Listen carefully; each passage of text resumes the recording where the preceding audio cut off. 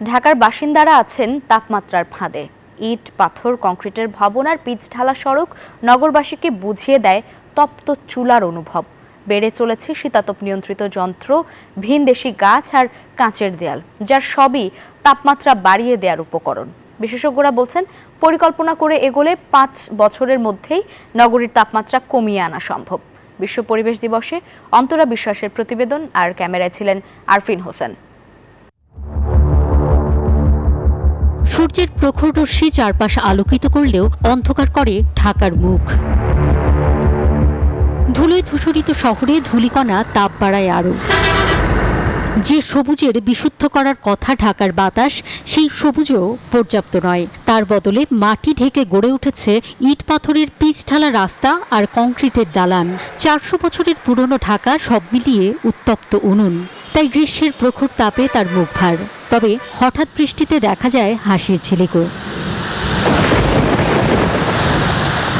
দূষণে দখলে ঢাকা হারিয়ে ফেলেছে তার পুরনো রূপ। হাতির পুল দিয়ে হেঁটে, হাতির ঝিলে হাতির পানি পান করা সেই ঝিল, রমনা সোহরাওয়ার্দী বোটানিক্যাল গার্ডেন কিংবা ঢাকা বিশ্ববিদ্যালয় হয়তো এখন নতুন রূপে ধরা দেয়। কিন্তু গবেষণা বলছে সেখানকার 60% গাছ বিদেশি, যা শুষে নেয় মাটির উর্বরতা।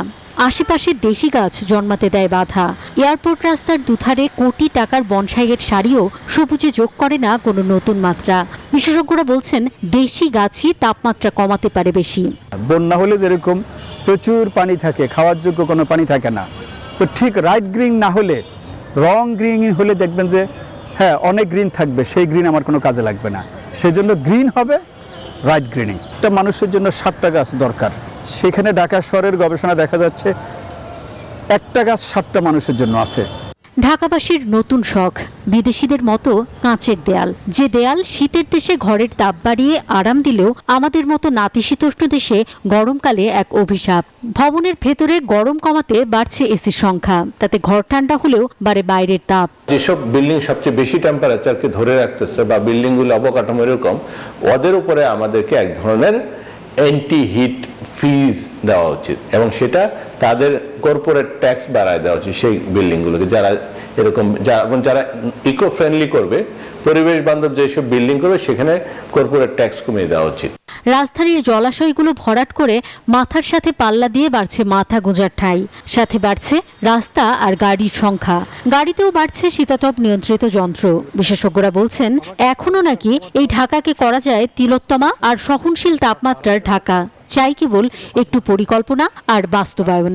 বড় পরিবহনের মাধ্যমে প্রাইভেট গাড়ি নিয়ন্ত্রণ, সড়কের পরিধি কমিয়ে বৃক্ষ, ছায়া সমৃদ্ধ বৃক্ষ তৈরি করা এবং পকেটগুলোতে জরুরি ভিত্তিতে নীতিমালা তৈরি করে সবুজায়ন আচ্ছাদনের তৈরি করা, এই কাজগুলো এক্ষুনি আমাদেরকে ঘুরে দাঁড়াতে সাহায্য করতে পারে। 3 থেকে 5 বছরের মধ্যে এই নগরী আবার পরিবেশ বান্ধবতা যেতে পারে। যুক্তরাষ্ট্রভিত্তিক এক প্রতিষ্ঠানের গবেষণা বলছে, অতি তাপমাত্রার কারণে ঢাকায় কমছে কর্মক্ষমতা, বছরে যার ক্ষতি প্রায় $600 কোটি।